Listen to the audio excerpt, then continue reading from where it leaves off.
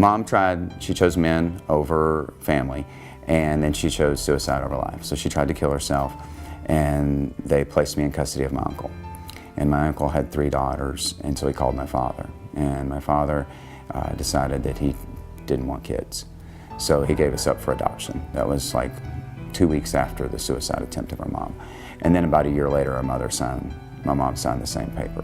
So being a ward of the state, then placed in long-term foster care.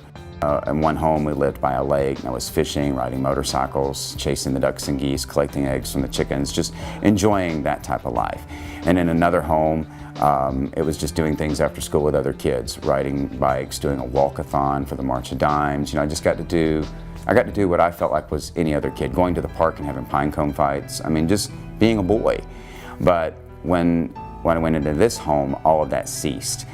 For example, after school, I was driven to a sawmill where I would work from 4 o'clock till midnight, 5 nights a week, 12 hours on Saturday. Sounds a lot for a sixth grade kid, but that's what I did. I replaced one of the men on one of the saws. And so that's what I would do.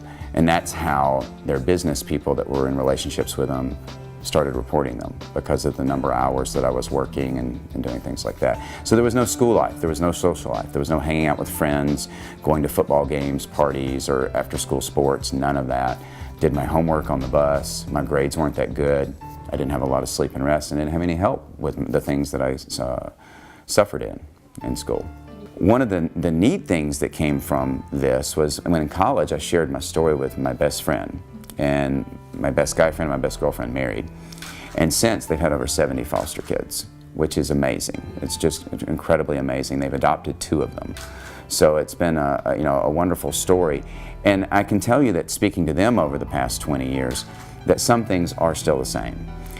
Their home was approved for 2 kids, sometimes they had 10. You know, the caseworkers are constantly saying, can you take this child, can you take this child, can you take this child?